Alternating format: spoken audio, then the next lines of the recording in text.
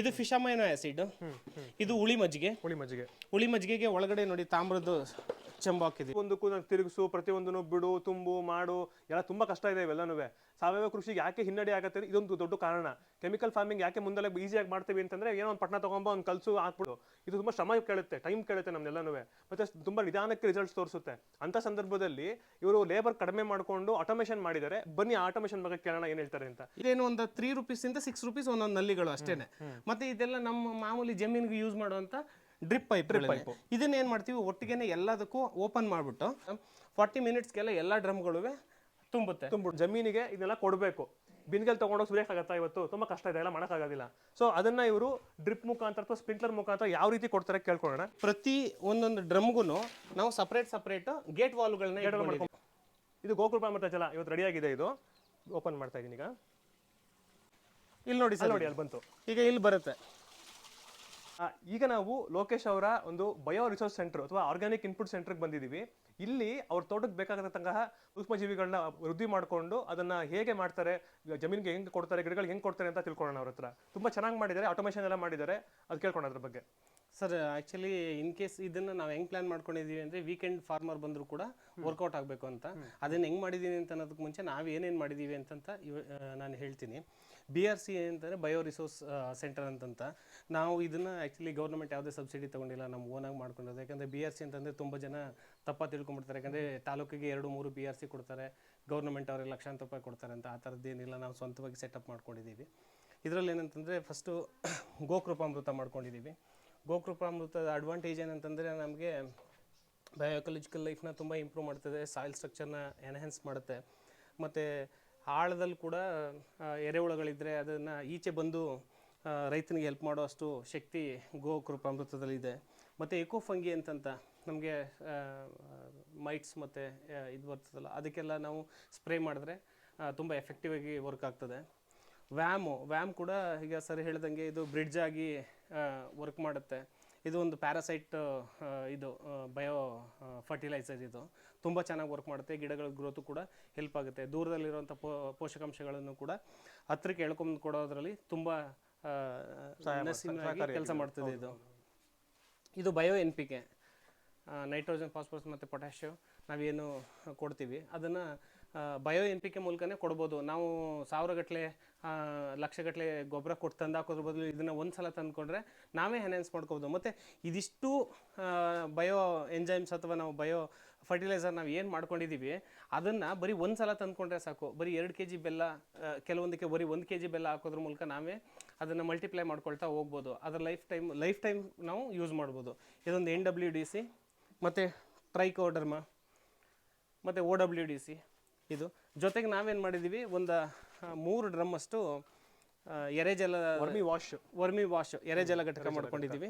ಇದರಲ್ಲಿ ಏನು ಮಾಡಿದ್ದೀವಿ, ಫಸ್ಟ್ ಲೇಯರು ಒಡೆದೋಗಿರೋ ಇಟ್ಟಿಗೆಗಳು ಹಾಕಿದ್ದೀವಿ. ಆಮೇಲೆ 40 mm ಜೆಲ್ಲಿ ಹಾಕಿದ್ದೀವಿ. ಆಮೇಲೆ ಒಂದು ಮೆಶ್ ಹಾಕಿ ಅದ್ರ ಮೇಲೆ ತೆಂಗಿನಕಾಯಿ ಹಿಡ್ದಿರೋ ಮೊಟ್ಟೆಗಳನ್ನು ಹಾಕಿದ್ದೀವಿ.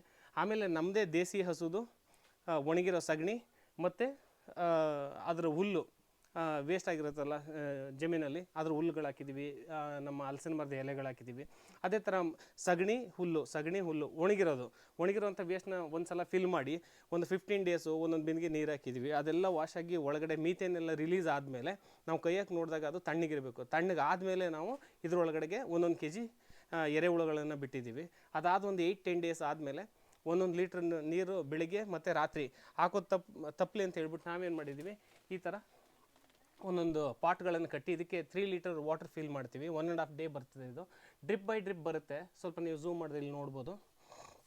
ಅದಕ್ಕೆ ಸಣ್ಣ ತೂತ್ ಮಾಡಿದ್ದೀರಿ ಏನಾದರೂ? ಹೋಲ್ ಮಾಡಿ ಒಂದು ದಾರ ಕಟ್ಟಿದ್ದೀವಿ. ಇಲ್ಲಿ ಡ್ರಾಪ್ ಬೈ ಡ್ರಾಪ್ ಬರ್ತದೆ. ಅಲ್ಲಿ ಡ್ರಾಪ್ ಬೈ ಡ್ರಾಪ್ ಬರ್ತಿದ್ದಂಗೆ ಇಲ್ಲಿ ನೋಡಿ ಡ್ರಾಪ್ ಬೀಳ್ತಾ ಇದೆ. ಅಲ್ಲಿ ಡ್ರಾಪ್ ಬೀಳ್ತಿದ್ದಂಗೆ ಇಲ್ಲಿ ಕೆಳಗಡೆ ಕೂಡ ನಮಗೆ ವರ್ಮಿ ವಾಶ್ ಕಲೆಕ್ಟ್ ಆಗ್ತದೆ. ಇಲ್ಲಿ ಇಟ್ಟಿದ್ದೀವಿ, ಈಗಷ್ಟೇ ಫಿಲ್ ಮಾಡಿ ಇಟ್ಟಿದ್ದಾರೆ ಕ್ಯಾನ್ಗಳಲ್ಲಿ.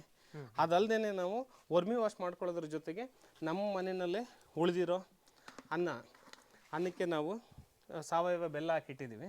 ನೋಡಿ ಸ್ವಲ್ಪನೂ ಸ್ಮೆಲ್ ಇಲ್ಲ. ಸಾಮಾನ್ಯವಾಗಿ ಅನ್ನ 1 ದಿನ 2 ದಿನ ಇಟ್ಟರೆ ನಾವು ಇದು ಮಾಡೋಕ್ಕಾಗಲ್ಲ. ಇದನ್ನು ನೋಡ್ತಾ ಒಳ್ಳೆ ಗಮ್ ಅಂತ ಇದೆ. ಶಬರಿಮಲೆ ಇದು ಗ್ರೋತ್ ಎನ್ಹ್ಯಾನ್ಸರ್ ಆಗಿ ವರ್ಕ್ ಆಗುತ್ತೆ. ಮತ್ತು ಎರೆಹುಳ ತುಂಬ ಇಂಪ್ರೂವ್ ಆಗುತ್ತೆ. ಇದಕ್ಕೆ ಸ್ವಲ್ಪ ಕೊಟ್ಟರು ಕೂಡ ತುಂಬ ಚೆನ್ನಾಗಿ ಎರೆಹುಳುಗಳು ಡೆವಲಪ್ ಆಗ್ತದೆ. ಅದ್ರ ಜೊತೆಗೆ ಇದು ಎಲ್ಲದಕ್ಕಿಂತ ಮುಖ್ಯವಾಗಿ ಎಲ್ಲರೂ ಮಾಡ್ತಾರೆ, ಗೋಕೃಪಾಮೃತ ಜಲ, ವರ್ಮಿ ಕಾಂಪೋಸ್ಟ್, ಇದು ಜೀವಾಮೃತ ಎಲ್ಲ ಪ್ರತಿಯೊಂದು ಎಲ್ಲರೂ ಮಾಡ್ತಾರೆ, ಇಲ್ಲ ಅಂತ ಹೇಳಲ್ಲ. ಇಲ್ಲಿ ವಿಶೇಷವಾದ ಏನು ಅಂತಂತಂದ್ರೆ ಇವರು ಆಟೋಮೇಷನ್ ಮಾಡಿದ್ದಾರೆ, ತುಂಬಾ ಕೆಲಸಗಳನ್ನ ಕಡಿಮೆ ಮಾಡಿದ್ದಾರೆ. ಇವತ್ತು ನಮಗೆ ತುಂಬಾ ಸಮಸ್ಯೆ ಆಗಿದೆ ಕೃಷಿಯಲ್ಲಿರೋದು ಲೇಬರ್, ಪ್ರತಿಯೊಂದಕ್ಕೂ ನಾನು ತಿರುಗಿಸು, ಪ್ರತಿಯೊಂದನ್ನು ಬಿಡು, ತುಂಬು, ಮಾಡು, ಎಲ್ಲ ತುಂಬಾ ಕಷ್ಟ ಇದೆ ಇವೆಲ್ಲನೂ. ಸಾವಯವ ಕೃಷಿಗೆ ಯಾಕೆ ಹಿನ್ನಡೆ ಆಗುತ್ತೆ ಇದೊಂದು ದೊಡ್ಡ ಕಾರಣ. ಕೆಮಿಕಲ್ ಫಾರ್ಮಿಂಗ್ ಯಾಕೆ ಮುಂದೆಲ್ಲ ಈಸಿಯಾಗಿ ಮಾಡ್ತೀವಿ ಅಂತಂದ್ರೆ ಏನೋ ಒಂದು ಪಟ್ನ ತಗೊಂಬ ಒಂದು ಕಲ್ಸು ಹಾಕ್ಬಿಡೋ ಮುಗಿದು ಈಸಿ ಆಗೋಯ್ತದೆ, ಮುಗಿದು ತುಂಬಾ ಈಸಿ ಅದು. ಇದು ತುಂಬಾ ಶ್ರಮ ಕೇಳುತ್ತೆ, ಟೈಮ್ ಕೇಳುತ್ತೆ ನಮ್ನೆಲ್ಲನೂ, ಮತ್ತೆ ತುಂಬಾ ನಿಧಾನಕ್ಕೆ ರಿಸಲ್ಟ್ಸ್ ತೋರಿಸುತ್ತೆ.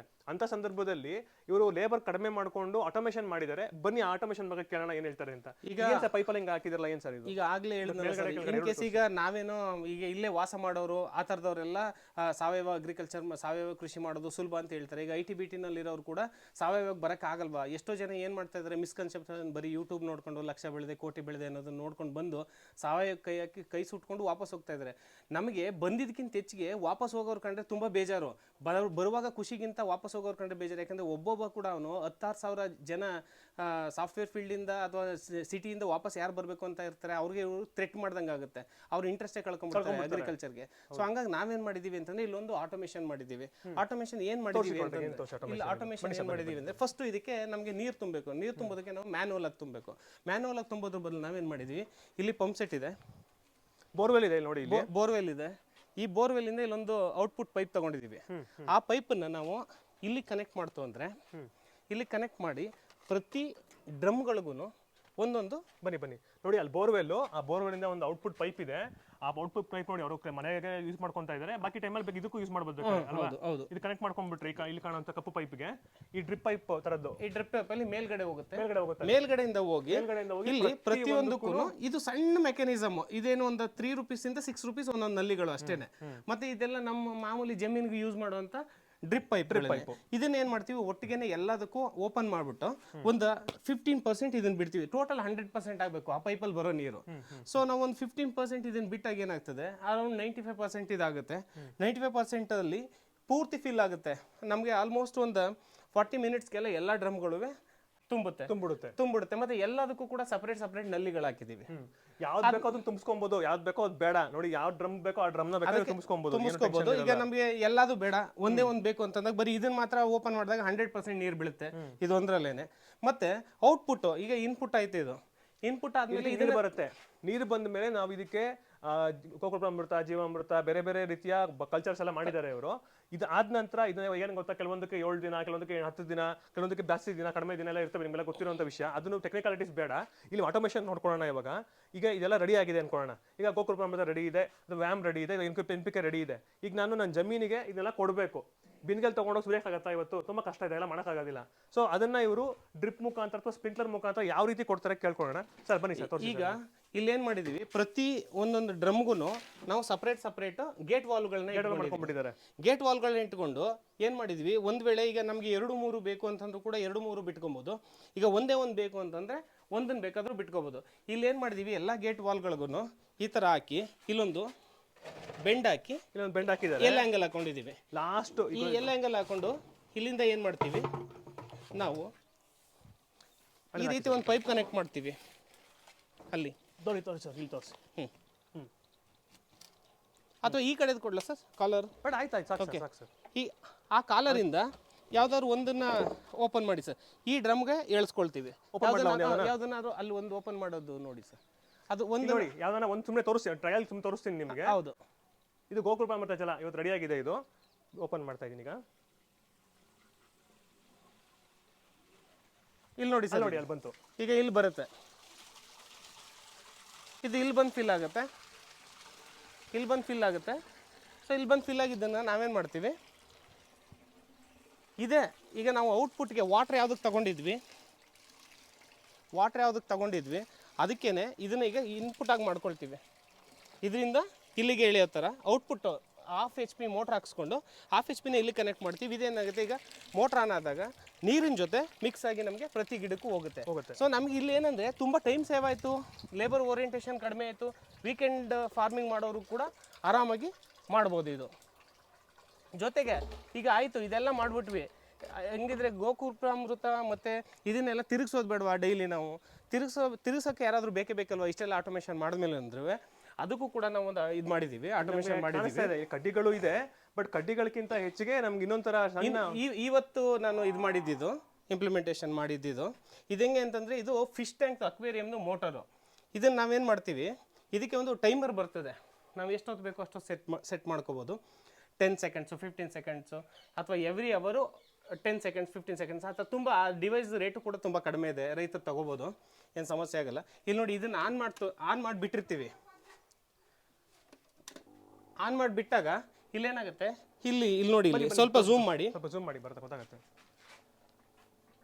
ಝೂಮ್ ಮಾಡಿದಾಗ ಇಲ್ಲಿ ನೋಡಿ, ಅಲ್ಲಿ ಬಬಲ್ಸ್ ಹೇಳ್ತಾ ಇದೆಯಾ. ಸೊ ಇದೇನಾಗುತ್ತೆ, ಆಟೋಮೆಟಿಕ್ ನಾವು ಟೈಮ್ ಸೆಟ್ ಮಾಡಿದಾಗ ಆಟೋಮೆಟಿಕ್ ಏರೇಷನ್ ಆಗುತ್ತೆ. ಏರೇಷನ್ ಆದಾಗ ಇದು ನಾವು ಕಡ್ಡಿನ ಹಿಂಗೆ ತಿರುಗಿಸಿದಾಗ ಏನು ಪ್ರೋಸೆಸ್ ಆಗಬೇಕಿತ್ತು ಅದು ಅಷ್ಟು ಆಕ್ಸಿಜನ್ ಇಲ್ಲಿ ಸಪ್ಲೈ ಆಗಿ ಜೀವಾಣುಗಳು ಮಲ್ಟಿಪ್ಲೈ ಆಗುತ್ತೆ. ಸೊ ಇದನ್ನು ಕೂಡ ಸೆಟ್ ಮಾಡ್ಕೋಬೋದು ನಾವು. Super sir. ಈಗ ನಮಗೆ ನೀರು ತುಂಬಿಸೋದು, ಆಚೆ ಹೋಗೋದು, ಮತ್ತೆ ತಿರುಗಿಸೋದು, 3 ಕೆಲಸ ಆಗೋಯ್ತು ನಮ್ಗೆ. ಆಗೋಯ್ತು. ಸೊ ಈಗ ನಮ್ಗೆ ಇದರಲ್ಲಿ ಎಷ್ಟು ಲೇಬರ್ಸ್ ಕಡಿಮೆ ಆಗುತ್ತೆ, ನಮ್ ಖರ್ಚು ಕಡಿಮೆ ಆಗುತ್ತೆ. ಆಕ್ಚುಲಿ ಇದರಿಂದ ಖರ್ಚು ಕಡಿಮೆ ಆಗುತ್ತೆ, ಮತ್ತೆ ಆಗುತ್ತೆ ತುಂಬಾ. ಒನ್ಸಿನ 7 ಡೇಸ್ ಕೊಟ್ಟರು ಕೂಡ ಸಾಕು. ಈಗ ವರ್ಕಿಂಗ್ ಪ್ರೊಫೆಷನ್ ನಾನು ಬರಕ್ಕೆ ಆಗಲ್ಲ ಅಂತ ಅನ್ನೋರು ಕೂಡ ತೋಟಗಳನ್ನ ಆರಾಮಾಗಿ ಕಟ್ಬೋದು ಸರ್. ಹಂಗೇನೆ ಈಗ ನೀವು ಇದೆಲ್ಲ ಸೇಲ್ ಮಾಡ್ತೀರಾ ಏನಾದ್ರು, ಈಗ ವರ್ಮಿ ವಾಶು ಅಥವಾ ಬೇರೆ ಬೇರೆ ಯಾವ್ದಾನ ಜೀವಾಣುಗಳು ಬೇಕು ಅಂತಂದ್ರೆ ಅದನ್ನೇನಾದ್ರೂ ನೀವು ರೈತರಿಗೆ ಕೊಡ್ತೀರಾ? ಯಾಕಂದ್ರೆ ಕೆಲವೊಬ್ಬರಿಗೆ ಇಷ್ಟೆಲ್ಲ ಮಾಡೋ ಸಮಯ ಇರೋದಿಲ್ಲ. ಸೊ ನಮ್ಗೆ ನೀವು ರೆಡಿ ಮಾಡಿ ಕೊಟ್ಬಿಟ್ರೆ ತಗೊಳ್ತೀವಿ ಸರ್ ನಿಮ್ಮ ಹತ್ರ ಅಂತ ಹೇಳಿದ್ರೆ ಸೇಲ್ ಮಾಡ್ತೀರಾ ಏನಾದ್ರು? ಹೌದು ಸರ್, ಅವ್ರಿಗೆ ನಿಜವಾಗ್ಲೂ ಆರ್ಗ್ಯಾನಿಕ್ ಅಗ್ರಿಕಲ್ಚರ್ ಮಾಡ್ತೀವಿ ನಾವು, ನಮ್ಗೆ ಯಾರಾದರೂ ಈ ಥರದ ಸಪೋರ್ಟ್ ಬೇಕು ಅಂತಂದಾಗ ನಾವು ಖಂಡಿತ ಇದನ್ನು ಸೇಲ್ ಮಾಡೋದ್ರ ಜೊತೆಗೆ ಅಡ್ವೈಸ್ ಕೂಡ ಮಾಡ್ತೀನಿ, ನನಗೆ ಏನು ಗೊತ್ತು ಅದನ್ನು. ಅದ್ರ ಜೊತೆಗೆ ನಮ್ಮಲ್ಲಿ ಏನಿದೆ ಅಂತಂದರೆ, ಇದು ದಶಪರ್ಣಿ ಅಂತ ಇದೆ, ದಶಪರ್ಣಿ ಮಾಡಿದ್ದೀವಿ. ದಶಪರ್ಣಿ ಇದು ಇನ್ಸೆಕ್ಟ್ ರಿಪೆಲೆಂಟ್, ಹುಳಗಳಿಗೆ ಕೆಲಸ ಮಾಡುತ್ತೆ. ಇದು ವರ್ಮಿ ವಾಶ್ ನಮ್ದು ಅಲ್ಲಿ ಏನ್ ಬರುತ್ತೆ ಅದನ್ನ ಕಲೆಕ್ಟ್ ಮಾಡ್ಕೊಂಡಿದೀವಿ. ಇದು ಫಿಶ್ ಅಮೈನೋ ಆಸಿಡ್, ಇದು ಹುಳಿ ಮಜ್ಜಿಗೆಗೆ ಒಳಗಡೆ ನೋಡಿ ತಾಮ್ರದ ಚೆಂಬು ಹಾಕಿದೀವಿ. ತಾಮ್ರದ ಚೆಂಬಿದೆ. ಮತ್ತೆ ಇದು ಬಂದು ನಲ್ಲಿಕಾಯಿ ಜ್ಯೂಸು, ಬೆಟ್ಟದ ನಲ್ಲಿಕಾಯಿ ಜ್ಯೂಸು. ಇದು ಒಳ್ಳೆ ನ್ಯೂಟ್ರಿಷನಲ್ ಆಗಿ ಗಿಡಗಳಿಗೆ ಗ್ರೋತ್ ಪ್ರಮೋಟರ್ ಆಗಿ ವರ್ಕ್ ಆಗ್ತದೆ. ಇದು ಬಂದು ಗಂಜಲ, ಹಳೆದು ಗಂಜಲಗಳನ್ನ ಕಲೆಕ್ಟ್ ಮಾಡಿ ಇಟ್ಕೊಂಡಿದ್ದೀವಿ ನಾವು. ಇದು ನಮಗೆ ಬಿಲ್ವ ರಸಾಯನಕ್ಕೆ ಬಿಲುಪತ್ರೆ ಕಾಯಿನ ಈ ತರ ಜಜ್ಬಿಟ್ಟು ಬೆಲ್ದಲ್ಲಿ ಹಾಕಿ ಇಟ್ಟಿದ್ದೀವಿ. ಇದು ಈಗ ಮೊನ್ನೆ ಒಂದು 4 ಡೇಸ್ ಆಗಿದೆ ಹಾಕಿ. ಇದು 1-1.5 ತಿಂಗಳು ಆಗೋದ್ರೊಳಗಡೆ ಒಳ್ಳೆ ಟಾನಿಕ್ ತರ ತುಂಬಾ ಚೆನ್ನಾಗುತ್ತೆ. ಅದಲ್ದೇನೆ ನಮ್ದು ಬೇರೆ ಬೇರೆ ಹಣ್ಣುಗಳದ್ದು ರಸಾಯನಗಳನ್ನ ಮಾಡಿದ್ವಿ, ಈಗ ಖಾಲಿಯಾಗಿದೆ. ಇದಿಷ್ಟು ನಮ್ಮ BRC ಬಗ್ಗೆ details. Very nice sir. So ಇಲ್ಲಿಗೆ ಯಾರನ್ನ ಬಂದ್ರೆ ನಿಮ್ಗೆ ಮಾಹಿತಿ ಕೊಡ್ಬೋದಾ? ನೀವೇನಾದ್ರು ಯಾರು ರೈತರು ಆಸಕ್ತಿ ಇರೋಂಥವ್ರು ಬಂದು ಕಲ್ತ್ಕೊಂಡು ಹೋಗ್ಬೋದಾ? ಆಸಕ್ತಿ ಇರೋರು ರೈತರಾಗೆ ಬರಲಿ, ಆದಷ್ಟು ಅಗ್ರಿಕಲ್ಚರ್ನ ಪ್ರಾಕ್ಟೀಸ್ ಮಾಡೋಂಥವ್ರು ಬರಲಿ, ಕೃಷಿ ಮಾಡೋಂಥವ್ರಾಗಲಿ. ಯಾರೋ ಟೈಮ್ ಪಾಸ್ಗೆ ಅಥವಾ ಇದಕ್ಕೆ ಬಂದು ನಮ್ಮ ಸಮಯನ ಕಳ್ಕೊಂಡು ಅವರು ಈ ಇಂಟ್ರೆಸ್ಟ್ ಇಲ್ಲದೆ ಹೋಗಿ ಅಲ್ಲೇನೂ ಇಲ್ಲ ಅಥವಾ ಅಲ್ಲೇನೋ ಇದೆ ನಮ್ಮ ಕೈಲಿ ಆಗಲ್ಲ ಅಂತ ನೆಗೆಟಿವ್ ಥಾಟ್ಸ್ಗಳು ಬೇಡ. ದಯವಿಟ್ಟು ಯಾರು ಇಂಟ್ರೆಸ್ಟ್ ಇದ್ದೆ ರೈತರು ನಾವು ಮಾಡೇ ಮಾಡ್ತೀವಿ ಅಂತನವರು ಯಾವಾಗ ಬೇಕಾದ್ರೂ ಬರ್ಬೋದು. ಅದರಲ್ಲೂ ಸ್ವಲ್ಪ ನೀವು ಫೋನ್ ಮಾಡಿ ಬಂದರೆ ನಮ್ಗೆ ಅನುಕೂಲ. ನಿಮ್ಮ ನಂಬರ್ ಹೇಳ್ಬೋದಾ ಸರ್ ಏನಾದರೂ? ಹಾಂ, ಖಂಡಿತ. ನನ್ನ ನಂಬರ್ ಬಂದು 9663050000. ಸರಿ ಸರ್. ನಿಮ್ಮ ತೋಟ ಇರೋದು ಎಲ್ಲಿ ಒಂದ್ಸರಿ ಹೇಳ್ಬಿಡಿ ಲಾಸ್ಟ್ ಕೊನೆಯಲ್ಲಿ. ನಮ್ಮ ತೋಟ ಬಂದು ಕಿಳಲಿಪುರ ಗ್ರಾಮ, ಹರ್ವೆ ಹೋಬಳಿ, ಚಾಮರಾಜನಗರ ತಾಲೂಕು ಮತ್ತು ಚಾಮರಾಜನಗರ ಜಿಲ್ಲೆ. ನಂಜನಗೂಡು ಸ್ವಲ್ಪ ಹತ್ತಿರ ಆಗುತ್ತೆ ಸರ್. ನಂಜನಗೂಡಿಗೆ ಹತ್ತಿರ ಆಗುತ್ತೆ. ಸರಿ ಸರ್. ಸಂತೋಷ, ತುಂಬ ಧನ್ಯವಾದಗಳು ಸರ್. ತುಂಬ ಚೆನ್ನಾಗಿ ಮಾಡಿದ್ದೀರಾ. ನಿಮ್ಗೆ ಮತ್ತಷ್ಟು ಅಭಿವೃದ್ಧಿ ಆಗಲಿ, ಮತ್ತಷ್ಟು ಚೆನ್ನಾಗಿ ಬೆಳೀರಿ, ಮತ್ತಷ್ಟು ಹೇಳ್ಕಾಗಲಿ ಸರ್ ನಿಮ್ಗೆ. Thank you so much sir. Thank you so much.